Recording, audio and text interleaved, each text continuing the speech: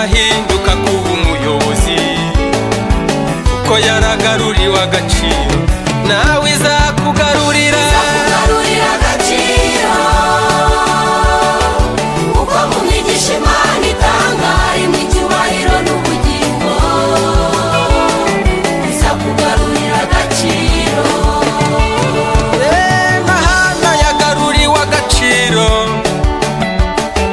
kuko ubugumba bwamumazeho igihe, yongeye kukagarurirwa aza mu nzu y'Imana ahetse Samweli, kuko yaragaruriwe agaciro. Ihangane izakugarurira agaciro.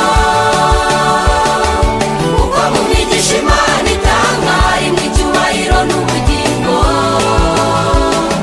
izakugarurira agaciro. ukuri na Yobu yagaruriwe agaciro, ubwo ibintu bye byose byamushiragaho, yongeye kukagarurirwa n'inshuti ziramugarukira, ko yaragaruriwe agaciro.